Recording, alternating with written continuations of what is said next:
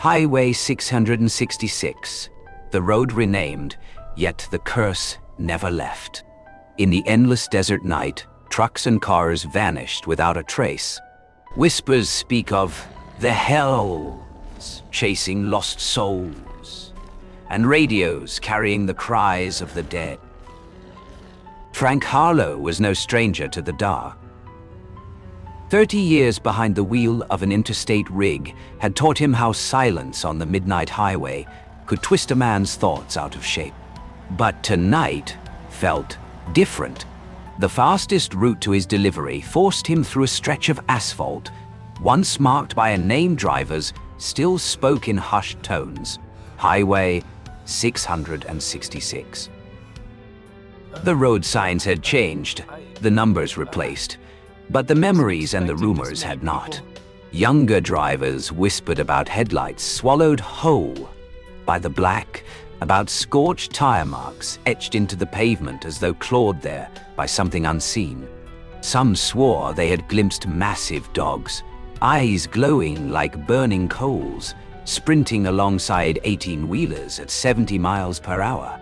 No proof was ever offered. No one laughed. That night, Frank pulled out of a rest stop just shy of midnight. His cab reeked of cigarettes and stale coffee. He flicked on the radio. Only static and garbled whispers met him. With a sigh, he switched it off, leaving nothing but the steady growl of the engine and the hiss of desert wind across the windshield. The highway stretched straight and merciless, desert shadows spreading on either side. An ocean of black with no light save for his twin yellowed beams cutting ahead.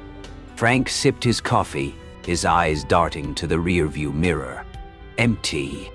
Yet the weight of being followed clung to him, pressing harder with every mile. A memory surfaced. Years ago, a fellow driver had vanished on this very stretch. His truck was found abandoned on the shoulder, the cab torn to pieces. Inside, nothing. No blood. No body.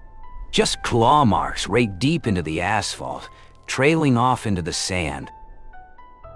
Frank shook the image away, but the deeper he drove, the heavier the air seemed, as though something unseen pressed against the glass. His headlights barely pierced a few yards ahead before the night devoured them whole. He eased back on the throttle and lit another cigarette. Through the thin veil of smoke, something flickered on the shoulder ahead. Two faint red glows. They flashed, vanished, then returned. Eyes. Aye. Frank blinked hard, his heart pounding. He pressed his foot down. The speedometer climbed. The engine howled. Still, in the corner of his vision, those two red lights lingered, keeping pace with effortless calm. His hands locked white-knuckled on the wheel. Highway 666, renamed or not, had never needed a sign to mark its territory. Some places don't need names to haunt you. And Frank knew with every mile he pushed deeper that he had driven straight into its heart. Numin. Alcohol. The clock read just past 1:00 a.m. Frank had driven more than 40 miles without passing a single pair of headlights. The desert silence seemed to swallow even the roar of his engine. He switched the radio back on, anything to drown the feeling that he was drifting into some endless black pit. At first it was only static, the familiar hiss and crackle. He reached for the dial to shut it off when something slid into the noise, a guttural growl, low and predatory, like an animal stalking unseen in the brush. Frowning, Frank twisted the tuner. The frequencies shifted, but the sound remained. Worse, it blended with something else, a voice. Help me. Frank froze. The words were faint, distorted, buried under layers of static, but unmistakable. He leaned closer to the radio, disbelieving.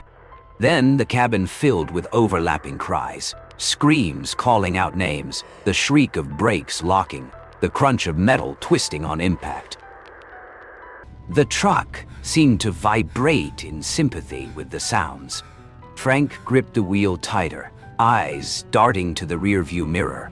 For the briefest flash, he caught it, something slipping through the edge of his taillights. 4 legs, a stretched body, eyes burning red. When he looked again, the road was empty. The radio wailed with one long, piercing note, then fell silent. Frank inhaled sharply, palms damp with sweat. The old stories clawed at his mind.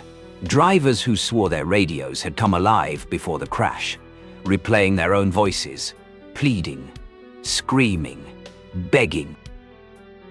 His headlights flickered. Along the right shoulder, a few dozen yards away, 2 shapes loped beside his rig. Not dogs. Not anything he had words for. Their backs rose as high as the cab's windows, their fur bristling black and gray, eyes glowing like coals whipped by wind. Frank slammed his foot down. The speedometer climbed, the wheels screamed against the asphalt, sparks bursting in his mirrors. But the shadows never fell behind. They held their distance, pacing him with effortless precision, as if toying with him. Then the radio snapped on again. A new voice emerged, rasping, frantic, gasping for breath.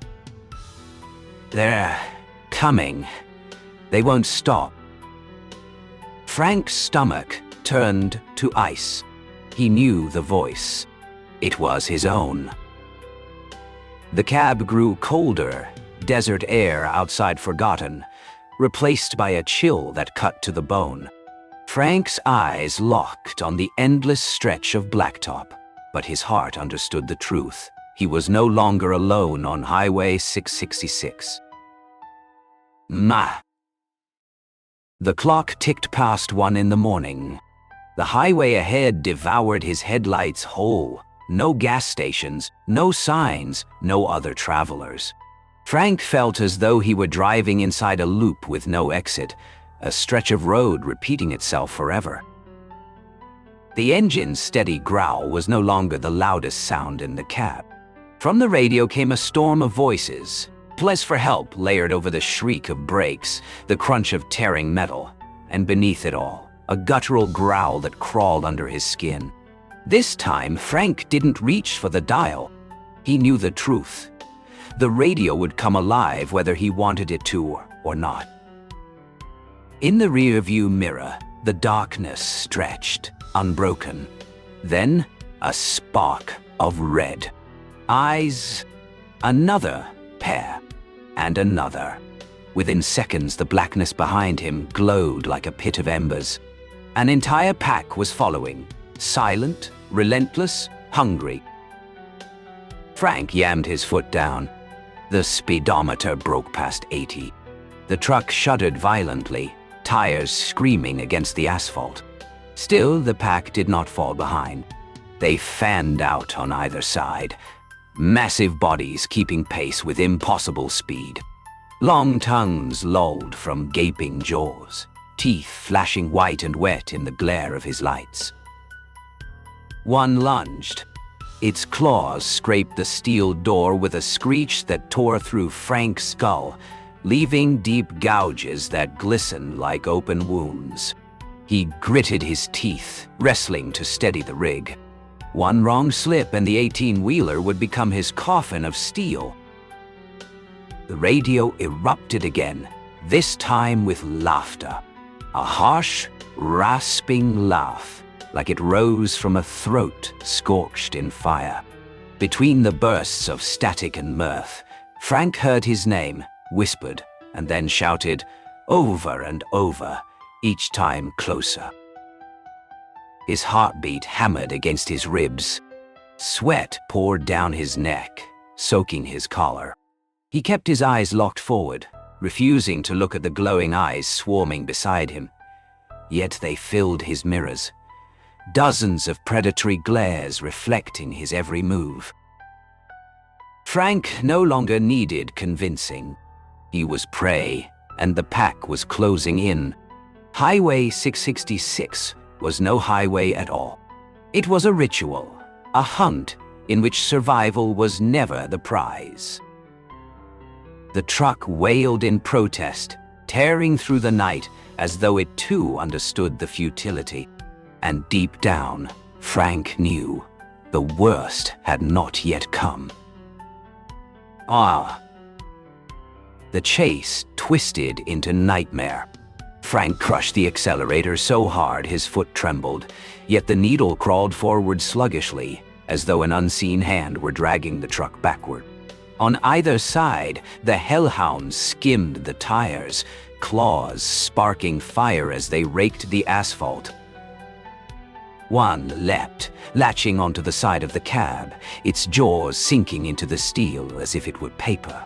Frank jerked the wheel, the rig lurching violently. The beast fell away, but another replaced it instantly. Their snarls and screeches rose like a chorus, blending with the engine's tortured roar, a sound on the brink of tearing itself apart. The headlights flickered, then died. Darkness swallowed him whole. From the radio came not cries for help, but the cacophony of catastrophe. Metal folding in on itself, brakes shrieking, voices cut short in mid-scream. Frank knew every sound, every detail. They were the same noises from years ago, the night his co-workers vanished without a trace. The cab grew icy. The rearview mirror no longer reflected the road, but shimmered with a raw, blood-red glow, like flames seen through smoke. Within it, warped faces surfaced, melted, disfigured, mouths stretched open in silent screams. Frank's heart pounded violently. His grip on the wheel tore skin, blood smearing the leather. He dared not blink. Suddenly, the highway ahead erupted into light, splitting open with jagged fissures, molten seams blazing like rivers of lava. Tires tore across the cracked surface, smoke and the stench of burning rubber flooding into the cab. The pack howled in unison, a dreadful symphony that shook the desert sky. In that instant, Frank understood he was no longer driving on Earth. The highway had transformed into a vein of living fire, dragging him into its heart. The radio broke once more, its voice low and desiccated, as though the road itself had spoken. "You have arrived." Frank screamed, but his cry was devoured, swallowed by the engine's roar and the unending howl of the hounds that echoed across the wasteland. "Nine, I." The sky grayed with the promise of dawn, but along that stretch of highway, the light never reached. As the first pale rays broke, a husband and wife pulled their car over, unsettled by the acrid stench of something burnt still hanging in the air. In the emptiness of the road lay a scar, the asphalt scorched black, twisted into a jagged streak that seemed to writhe across the pavement. Torn shreds of rubber clung to the shoulder, a few warped fragments of steel glimmered faintly, but nothing else. No oil slick, no blood, no wreckage, only silence. The husband muttered about a truck fire in the night, but his wife shook her head, her gaze fixed on something stranger. The black scar did not fade. It spread, pulsing outward like veins beneath the skin of the highway, seeping deeper into the asphalt as though alive. From the horizon, the wind stirred, carrying not the sound of traffic nor the whisper of desert sand, but a murmur. Low, ragged whispers. Dozens of throats rasping the name of someone unseen. The wife's pulse hammered as she rolled the windows shut, while her husband started the engine, desperate to escape. Their radio crackled, country music shattering into static. A hoarse, frantic voice cut through. "They are coming. Run!" The wife froze. She knew that voice. It was not a stranger's. It was Frank Harlow, the trucker who had vanished on this highway years ago, now echoing back from the darkness. The couple sped away, leaving the ashen scar smoldering in their wake. Behind them, Highway 666 swallowed every trace, as though nothing had ever happened.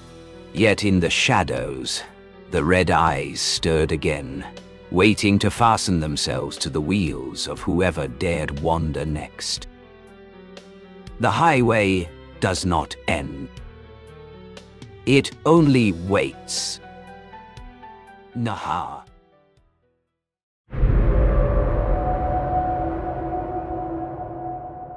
My name is Daniel, and I'm 22. For the past year, I've encountered a lot of crazy people and have accumulated even more crazy stories. While most of them would make you laugh, the one I've chosen to share was terrifying while it was happening and still gives me shivers when I remember it. A little more than a year ago, I applied for and got a job at my favorite convenience store across the street from my house. I'd moved there my sophomore year in college and decided to stay after I left school. This little store served as a savior to me. Living as young men often do, I had very little money, but was always confident I could find something to fill my belly regardless of how much was in my pocket at the time. When the time came that I was no longer able to rely on my parents for money, the corner store was the first place I went for a job. I was in luck. Only the day before, one of the employees was fired for stealing from the register. I took his place and I've been here ever since. Like any other corner store, we sell alcohol, beer, wine, and liquor. Naturally, this makes us a beacon for the local drunks. These folks have served as countless hours of entertainment. While most are harmless, on one specific occasion, a horribly violent outburst occurred. It was a quiet Saturday night about an hour before closing. Most of the regulars had made their appearances, a few more than once. The two involved in this incident had been in around 7 p.m. and had just returned. They appeared to be a couple. I'd seen them around the neighborhood since I moved in, and the owner of the store said they'd been customers since he bought the store 13 years ago. Although they were not very talkative when they came in, I never had any reason to believe either could be violent. However, that night, something had changed. Upon arriving the second time, they went straight to the cooler containing the large beers, nothing out of the ordinary. But tonight, an argument between the two started soon after. At first, I couldn't hear what it was about, but soon their voices were loud enough to carry across the store. I minded my own business for a while, but once the woman began screaming curse words at the man, I felt I had to at least get them to take it outside. I wasn't sure what to say, but I began walking toward the opposite side of the small store. Before I was halfway there, the man started screaming back at the woman. I'm not sure exactly what she had said to him, but it had obviously infuriated him. Mere moments before, he had taken a quart bottle from the cooler. Suddenly, he began striking down at the woman's head with it. I'm not sure if he thought it would break or if he intended on hurting her with the nearest thing. But strike after strike, he continued. It was a horrifying thing to witness. Following the fifth or sixth strike, the woman dropped completely to the floor and stopped moving. The guy stood over her for a moment but looked up when he heard me running toward him. The second he saw me, he ran out the side door and disappeared into the darkness. The sight of her lying there made me sick to my stomach. The blood dripping from her ears was almost as shocking as the ever-growing pool around her head. It seemed like a bad idea to touch her, so I decided to let the paramedics check her for a pulse when they arrived. She was still alive, but they didn't have much hope for her survival. The cops weren't in any hurry to get there, but when they did finally arrive 45 minutes later, I filled them in on all I had seen. From the way they reacted, I got a strong feeling they were very familiar with the two. While on shift a few days later, my boss called with some news. The woman was brain dead, and her family had made the choice to let her pass. The cops had picked the guy up the following night. From the description my boss gave me, he didn't even seem to remember what had happened. The doctors who examined him said it was likely he truly may not remember what he did because many years of alcohol abuse had possibly destroyed his brain. It sounded like he might not get the full punishment due to him under the law. I'm not really sure how I feel about that. Sometimes it seems like people really do get away with murder. During my time in college, I had a friend whose dad owned a large piece of land in eastern Texas. In the past, he had leased it out to hunters and paper companies, but was no longer doing it. He had built a cabin on the land a few years before, and would let us go out there from time to mess around. It served as a great way to relax from the pressures of school and get closer to nature. The spring break of 1997, we loaded up our trucks and headed for the cabin. Our plans included shooting guns, drinking beer, and other things guys like us did in the woods. Our first morning kept us busy cleaning the cabin and moving all our stuff inside. Around dinner, we made a big fire outside and cooked steaks and fried potatoes. We skipped dessert and broke open some beers. The sun went down not long after, and for the remainder of the evening we got loaded and passed around a joint or two. At some point in the night, I heard a shuffling noise outside and went to check. The fire was barely burning at that point, and just outside of its light, I swore I could see the shape of a man standing completely still. From what I could tell, he was facing me, perhaps waiting to see what I would do. I blinked my eyes real hard to get a clear look, but my position and the lack of light made it hard to see. The shape continued to stand still, so I decided I'd walk a little closer in hopes of getting a better picture. The thought terrified me, but I was transfixed. I took 2 steps forward, but was distracted by a voice behind me. My friend had woken up and noticed the door wide open, so he saw me walking around the fire. His voice caused me to jump a little, but I soon realized who it was. I asked him if he saw the figure on the other side of the fire pit. He just laughed and said I must be so stoned I was seeing things. We laughed it off and returned to bed. On my way, I turned back to take one more look, but the shape was no longer there. The next morning, I brushed the whole experience off as the result of too much fun and went on with my day. We spent the first half fishing at the pond, and after lunch we shot guns and tested a new compound bow. The beers and smoke were broken out after dinner, and a game of poker was attempted but soon cancelled in favor of another evening telling stories around the fire. On one of my many trips to relieve myself that night, I was spooked by the sound of a stick breaking close by and hurried back to the fire. The look of fear on my face made the other guys laugh. I tried to explain, but they reminded me we weren't the only creatures in the woods. The reasoning seemed sound, so I accepted it. Not long after, we were standing around in deep discussion, and I turned to speak to the guy on my left. What I saw caused me to freeze. Standing within a few steps behind my friend was another man I did not recognize. It was like he appeared out of nowhere. What made it creepier was that he was staring intently at the back of my friend's head. I realized he was the same being I had seen lingering outside the firelight the night before. He was average height, with a long, unkempt beard. My friend continued rambling, unaware. After several long seconds, the stranger turned to me with a blank expression and walked away. This was when my friend finally noticed my horrified look. I began pointing and rambling about what I had just witnessed, but again they laughed. No one was buying it, and eventually I shut up. The next 2 days were quiet. By our 5th morning, I was beginning to question my sanity. I had seen this mysterious being twice, and now he had suddenly disappeared. Later, we went on a hunt for wild hogs. After following tracks, we stumbled upon 3 large hogs rooting around. 2 of us chambered rounds and took aim. I was less than a second from pulling the trigger when a loud crack of another rifle filled the air, followed closely by a burst of wood above my friend's head.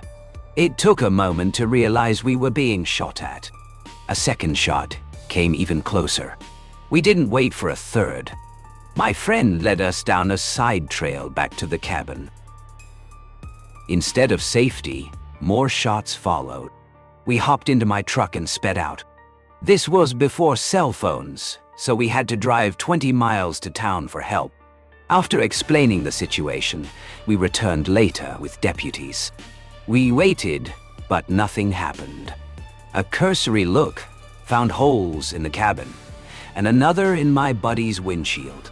Strangely, all of our camping gear was spread out on the ground. Nothing was missing except a box of ammo and my sleeping bag and blanket. The deputies suspected a squatter or poacher. Once my friend's dad, who owned the land, heard about it, he pressured them to search. For a week, they found nothing but old camps. It was assumed he had moved on. Because of the chance of another attack, our trips ended. Within 5 years, my friend's dad had a heart attack and lost interest in the cabin.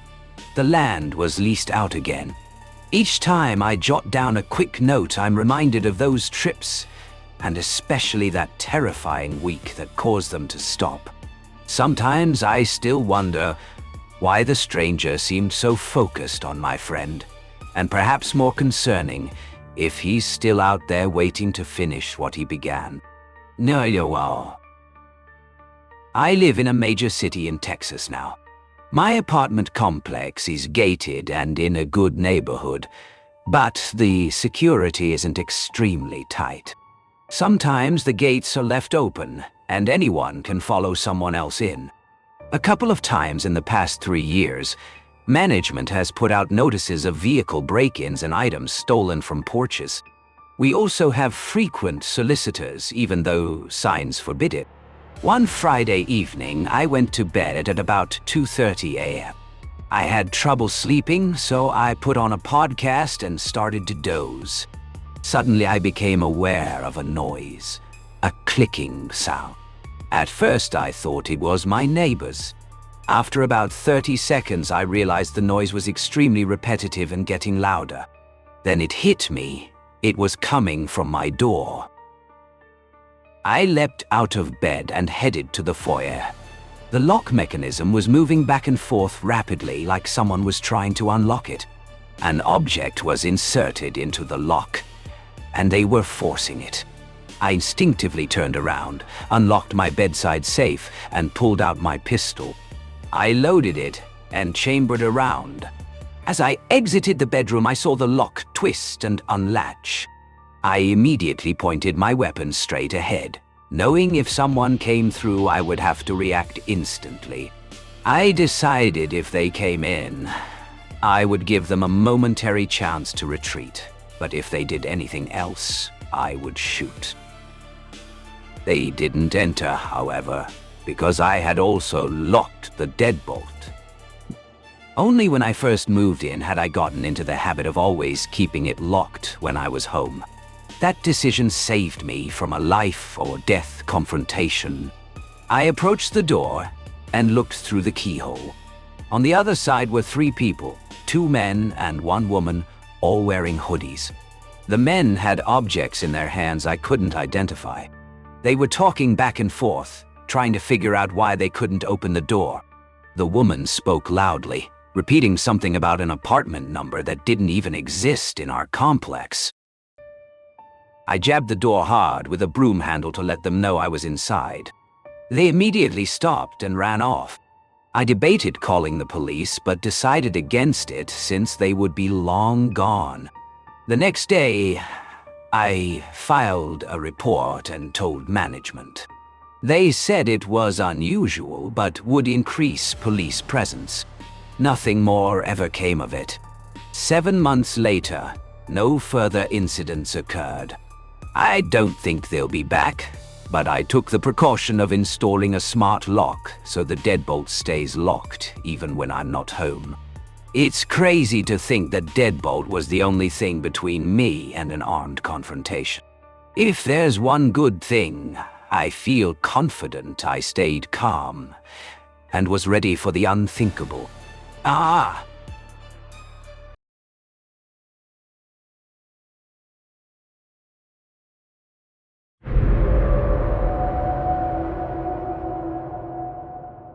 When I was young, I went to a house in town where the residents went all out and probably spent thousands of dollars getting the place perfect for Halloween.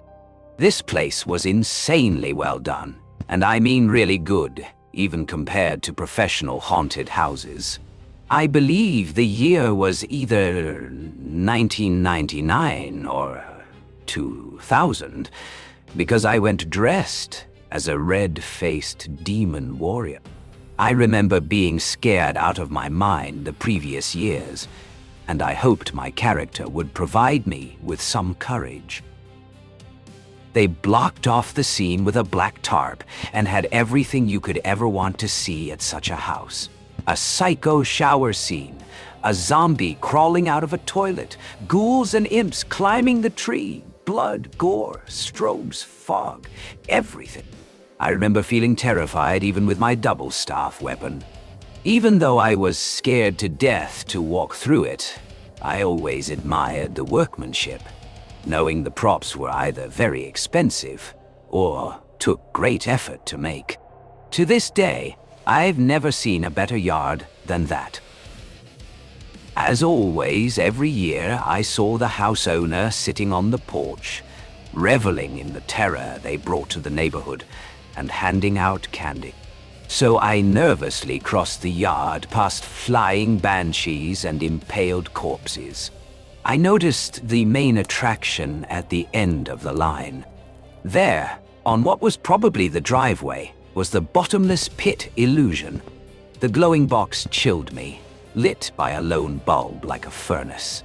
I must have stared at it for a while when I suddenly heard a cough and a low, hushed voice to my right. I don't really remember what was said, but it was something like, "Hey, check this out," in a gruff tone. I looked over and first saw nothing but the wide gate to the side of the house. There was just a faint glow from the pit to illuminate the outlines of the fence. After adjusting my eyes, I noticed a figure standing completely still. I thought it was just another static prop. I was still looking for the voice, not realizing it had come from the figure. After a few moments, I heard the voice again. I realized it had come from the figure and began to approach. This was obviously a stupid idea, but compared to everything else happening, the figure seemed anything but imposing. So I cautiously stepped closer. Suddenly, the figure began to move, and I froze solid. The amber glow lit up its face just enough for me to make out its features. It was a scraggly, rough-looking man with a coarse gray beard and yellow teeth. His weathered clothes looked like they hadn't been cleaned in ages. He was smiling at me, though I had no idea why. But it unsettled me greatly. Under the hellish glow, it felt wrong. He was clearly not part of the show, and since I had already seen the owners, I knew he didn't belong on the property. I screamed and ran as fast as I could to the exit, never looking back. When I found my parents waiting outside, I told them about the man. One of the owners approached and asked if everything was all right. I said something like, I didn't like the old man by the gate. The owner looked at me and said, "What man?" I never went back there again. Several years later, Right before I was about to leave for trick-or-treating on Halloween, I got into a fight with my mother. I told her I was going to pick up a friend and go out, but she insisted I had to be with an adult. I raged, thinking it would be embarrassing. After the argument, I ran to my room angry. But instead of obeying her, I made a plan. My younger brother and sister were going with my mom and her friend. I decided I would tell my mom I was sorry, stay home to pass out candy, and then sneak out. After they left, I got my costume ready. I went as a gangster, which was probably the worst choice I could have made. But I was too excited to notice. My mind went wild with the idea of being on my own. I even called my friend to cancel. Another mistake. I left the house with confidence. The first street went great. I got loads of candy. But then I noticed strange looks at me being alone. I turned down another street, almost done, when I realized I was being followed. The area was open, no trees, no other kids around. A trashy car was following a few feet behind me. My confidence vanished. 3 men were in the car, smoking and glaring right at me. My mother's warnings about creeps flashed in my head. My heart pounded. I reached the last house on the street and made a quick decision. I turned up the driveway. The house was abandoned. Its windows boarded up, the yard filled with junk. Everyone knew it was abandoned. The car stopped in front, the men staring at me. I stood on the porch, hidden by bushes. One of the men got out, staring right at me through the branches. I gripped the rusty doorknob and stared back until he got back in the car and they sped away. As soon as they left, I ran as fast as I could, looking for someone familiar. I found a neighbor and walked behind them until I reached my street. My mom gave me weird looks when I returned, but I didn't care. I ran into the house and cried myself to sleep. I still live in the same neighborhood. Every time I pass the abandoned house, I thank it for saving my life. I don't know why those men didn't come after me. This year will be my 40th birthday, and even after 25 years, that memory hasn't faded. Another Halloween memory. I lost my virginity in a pumpkin patch, cliché as it sounds. It was in the bed of a pickup truck, parked just inside the only gate of the fenced patch. My date and I shared wine, talked awkwardly, and then got to business. My family had 2 border collies, and they wandered in barking. We laughed and threw scraps to them before continuing. Afterward, we sat on the tailgate, looking at the stars. My father returned home across the street, the dogs bounding toward him.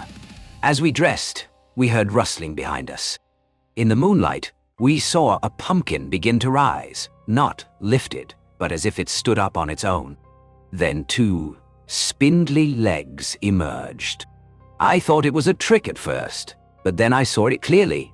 A skeletal figure with red eyes glowing. We screamed and bolted for my house. My nose was bleeding, and so was my date's.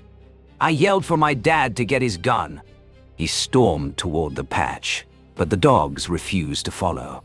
When he came back, he was furious. The tailgate was broken off, the fence destroyed. The police came the next day but found nothing. They thought it was vandals, but I never believed that. The dogs hadn't made a sound before, and the gate made noise when touched. The shape I saw wasn't human, and no costume could explain the damage or the nosebleeds. My father went to his grave believing vandals did it. My date and I knew better. I rarely tell this story because people joke about the great pumpkin. But I've heard of creatures that can take forms to blend in. I can't think of anything else it could have been. On Halloween of 2009, I was 8 years old. My sister was 5. We went out trick-or-treating with friends, supervised by an older brother. The night went fine, and my dad came to pick us up, but he looked anxious. At home, my mother hugged us, but my dad told us we could never go trick-or-treating again. I threw a tantrum, but my sister didn't care. Years later, my brother was born. And when he turned 6, my father finally relented to take him and my sister. By then, I no longer cared about Halloween. I asked my mom why. She told me that in 2009, a boy from our neighborhood had gone trick-or-treating and got separated from his friends. He knocked on the wrong door. His body was found inside, mutilated. An old man was arrested, but Halloween was never the same.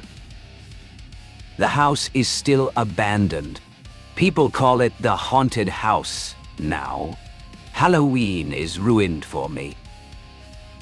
Another year, I went out alone for what would be my last Halloween. My dad painted my face like a zombie, and I carried a pillowcase for candy. I convinced my parents to let me go on my own. After a while, a black van pulled up.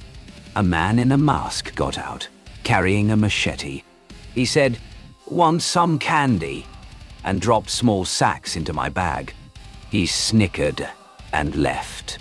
I thought nothing of it until I realized later the same van was following me. Near the end of the night, the van was right behind me, the masked man at the wheel. I ran into the woods, reached my house, and hid inside. The next morning, my parents found the sacks. They weren't candy. They were filled with prescription drugs, sleeping pills. His plan had been to wait until I collapsed, then take me. The police never found him. To this day, I don't know if that machete was real. I didn't know. I need care.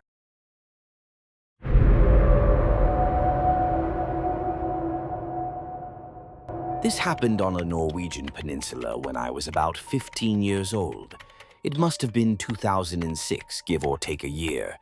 Regardless, it was Halloween night and I didn't really have any plans. Too old for trick-or-treating, too young for partying. It was a small peninsula anyway, so there wasn't much going on. I was just sat at home playing RuneScape on my desktop.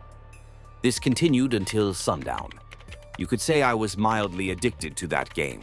I usually like to play with the lights off. Bad for your eyes, but I like the mood it set. Anyway, it's around 9 p.m. My mom comes into my room and pats me on the shoulder. "Didn't you hear me? I said I'm going out for 20 minutes, she said. I had my noise-canceling headphones on, so I was oblivious to the fact that she had been shouting to me. She heads downstairs and I hear the door slam. I put my headphones back on and sink back into my own little pixelated world. As such, I can't really tell you how much time passed when this happened. When you looked out of my bedroom door, which at the time was wide open, you could see down into the long corridor leading to my mum's room opposite. Since all of the lights were off, I could only really make out the outlines of all the objects. And that was only after my eyes adjusted after looking at the bright computer screen. Until then, it was like looking into a dark void of total blackness. You know when one of your senses has picked up on something that you're not totally conscious of yet, and you feel a little uneasy? Well, that happened to me while I was playing. It felt like someone else was around me, like that "I'm being watched" sensation. I figure my mum came back from wherever she went, and that I just hadn't heard her due to my headphones. But if that was the case, why hadn't she turned the lights on? I looked down into the dark corridor. At the far end, something's glowing. It's large and fluorescent green. It's spherical. Looks like a floating orb of some kind. I freak out and whip off my headphones. After looking at it for a moment, it becomes clear that this isn't an orb at all, or anything supernatural like that. There's 2 black holes where eyes should be, and a dark slit for a mouth. It's a glow-in-the-dark mask, and it's not floating. Someone's wearing it. Whoever it is, he is facing me. I can't make out the rest of their body, but the head is definitely looking in my direction, and is slowly inching closer. It's some sort of distorted, expressionless face. It's hard to describe, but the image of it is burned deep into my memory. Realizing he's been spotted, the guy freezes. We just stare at each other for what felt like the longest time. He raises a finger up to the lips of his mask. I'm just a trick or treater.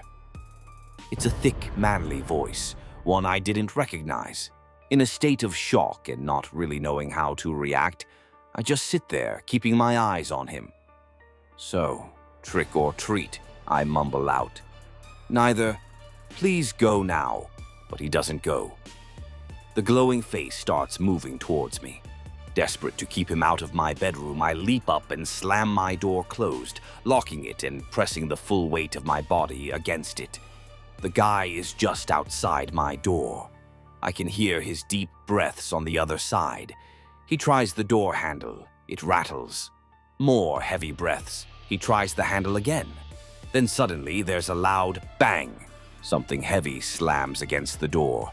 Once, twice, again and again, like he's using a hammer or his fists to break through. The wood creaks, the hinges groan. I'm sobbing, begging out loud for him to stop, whispering, "Please, please go away."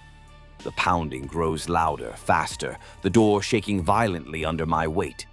For a second, I think it's going to come off the hinges and he'll be inside. Then, just as I hear one final massive slam, there's the distant wail of a police siren passing outside on the road. Instantly, everything goes silent. No more pounding, no more heavy breaths, just silence so deep it made my ears ring. After what felt like minutes of stillness, I hear hurried footsteps retreating down the stairs, then the front door opening and slamming shut. Still in shock, I just sit in my barricaded room, sobbing to myself until my mum finally returns. It felt like forever since I'd last seen her. She asked me what was wrong, why I was crying, and why there was a large Hessian sack left in the corridor. I told her what had just happened. She called the police for me immediately. I like to think that this was just a crazy person and that they didn't really have any intention of harming me. Just some sort of messed up Halloween prank. Whatever the case, it was a surreal experience, and the image of that floating, talking face has haunted me for the longest time. The most unnerving part about this to me, though, is the fact that the peninsula really was very small. For me to see a face around town that I didn't recognize was very rare. More than likely, someone in my family knew who this person was. Hell, I probably knew who it was. I hate to think that after that event, I may very well have interacted with that person. The thought that they specifically targeted me out of everyone in the area made me extremely uncomfortable. I never felt safe there after that.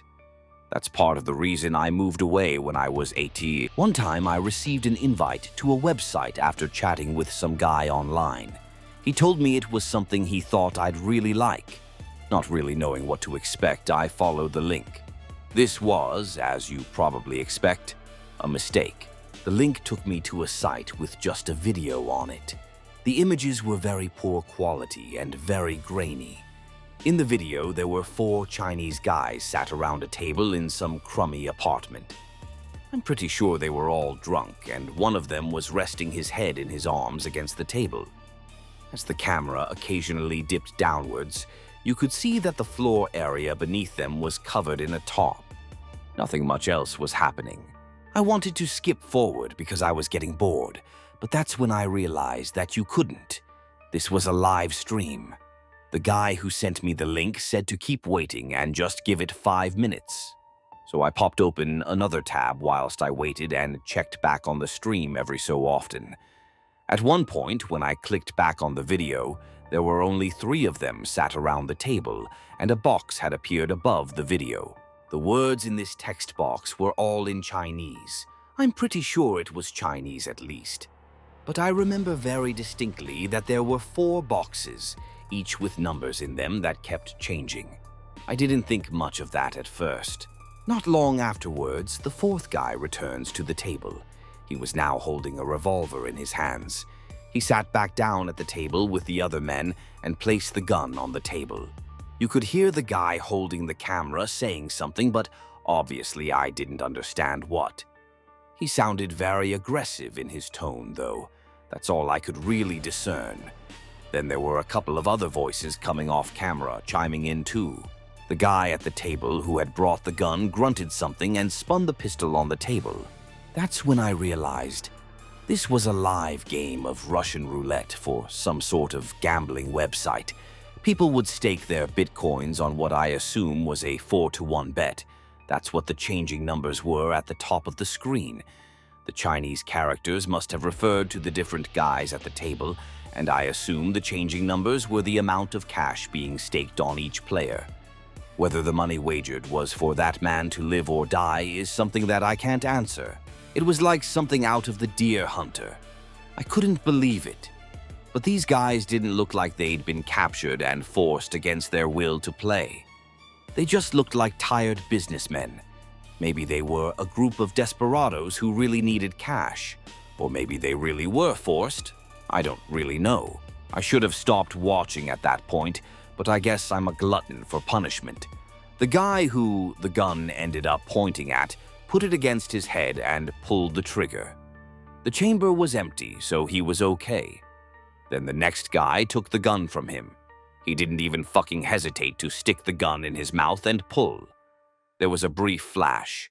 I don't know if anyone has seen the Bud Dwyer video, but it reminded me of that in the sense that there was a fucking fountain of blood coming out of his head. One little detail I remember was a small amount of smoke rising out of the man's mouth and nostrils as he collapsed back in his chair. A couple of people from off-camera came in and dragged him away in his chair. I turned that shit off immediately after seeing that. I don't know if that's a regular thing that happens on that site, or whether this was some type of one-off event that had somehow been advertised on the deep web to attract an audience.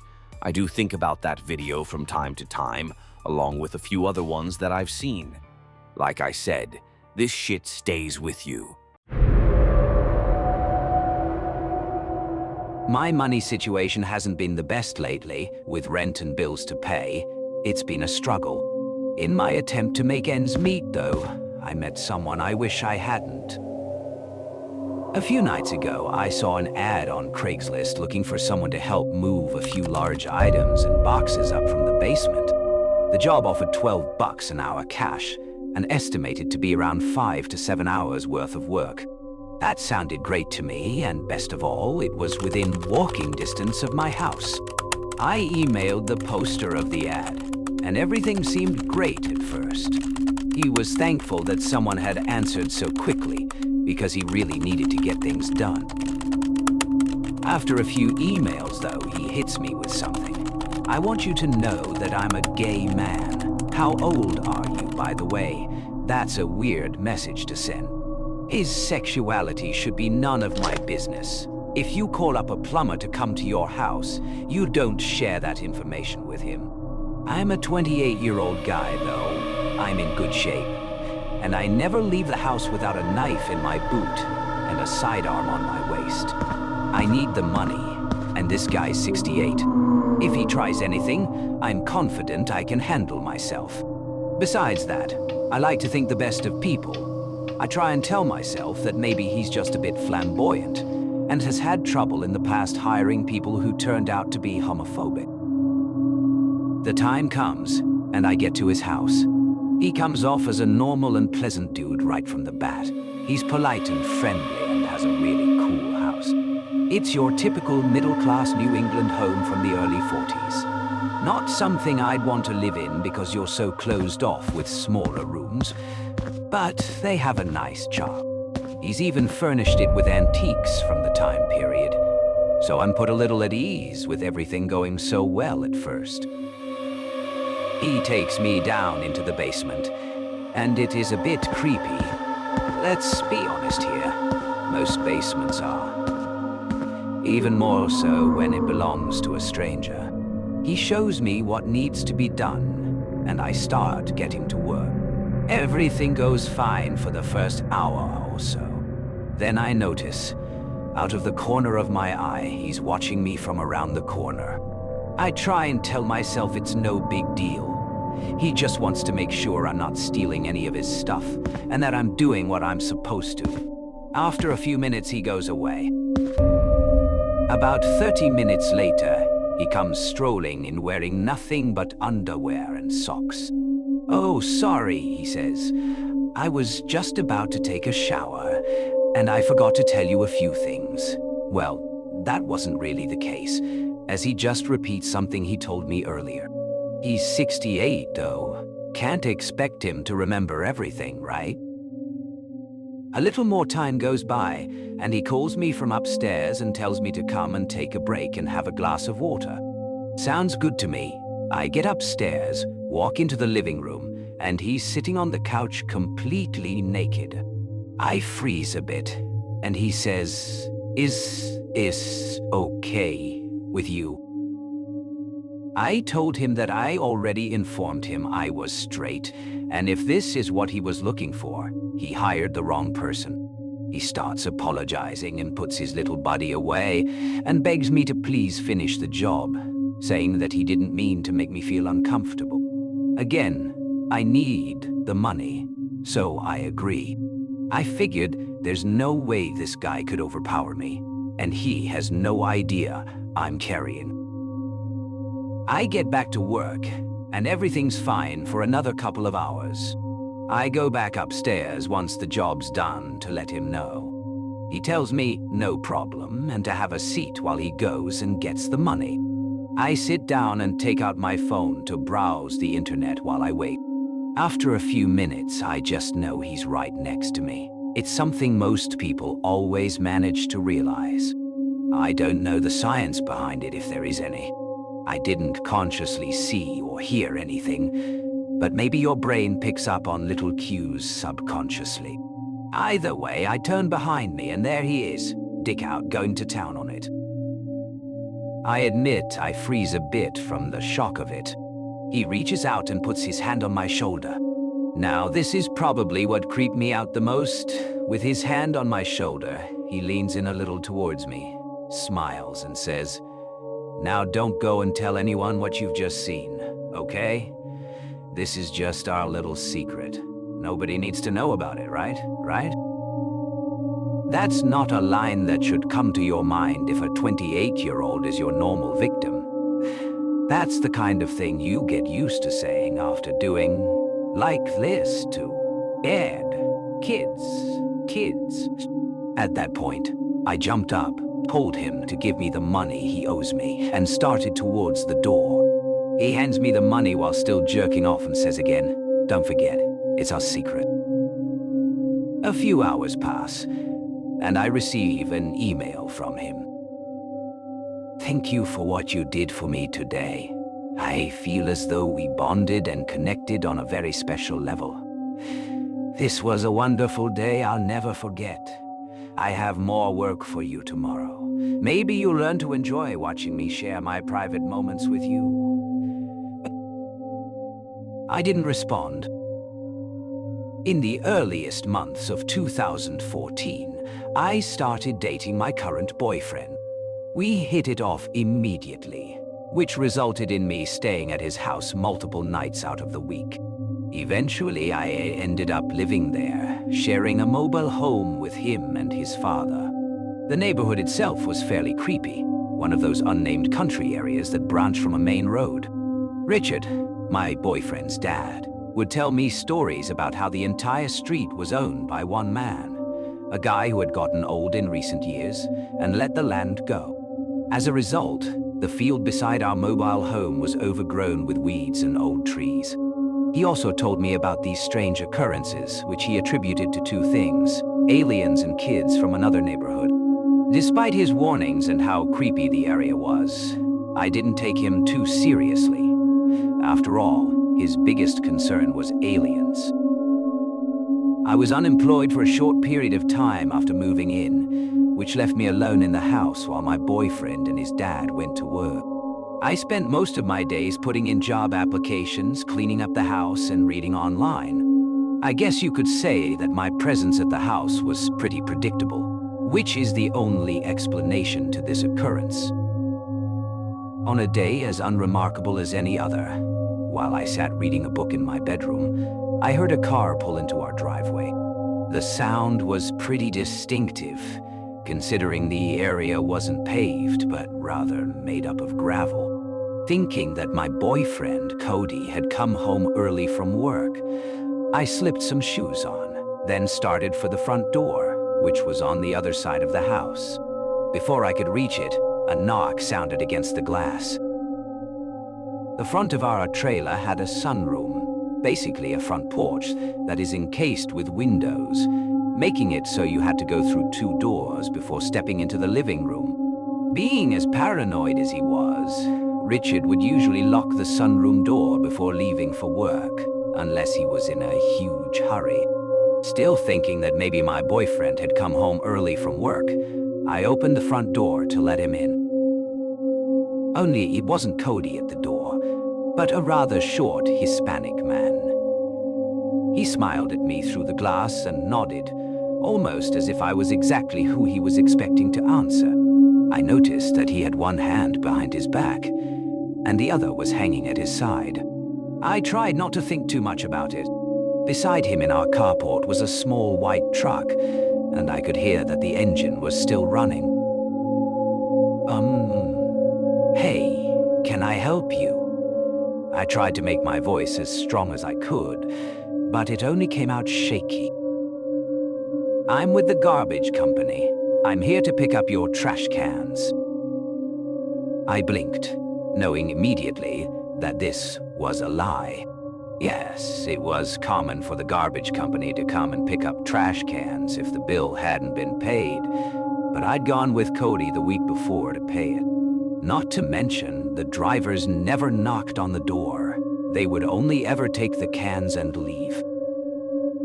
I glanced to my left, seeing that our trash cans were still there on the outside of the sunroom, somewhat behind the house.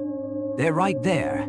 If you need them, then take them. This time, my voice was more assertive, causing my visitor's smile to turn into a frown. "May I come in?" he asked. I didn't verbally answer. I just shook my head. My heart dropped as I watched him reach up and grab the handle to the glass door, pulling on it to open it. The door clicked, obviously locked. The man tried to pull it again, this time harder, causing the metal to creak. I jumped back into my house and slammed the front door, locking it with purpose. It was so quiet in the house that I only noticed 2 sounds, my heart pounding, and the doorknob to our back door jiggling. There was no way it could have been the guy from the front porch. He wouldn't have had time to get to the back door, even if he ran. I yelled through the door, "I'm calling the eerie police," still baffled at the fact that this was all happening in broad daylight. I could hear the truck drive through the carport and into our backyard. Immediately after that, I took a moment to look through the blinds of a window, watching as a separate man jumped off of the back porch and into the passenger seat. To this day, I'm convinced that these men knew I was home alone and carefully planned an attack. One of them was meant to distract me while the other broke into the back door. I still don't know what was hidden behind the back of the guy at the front door. All I can say is that I'm forever thankful for how paranoid my father-in-law is. Who knows what could have happened if he hadn't locked the sunroom door?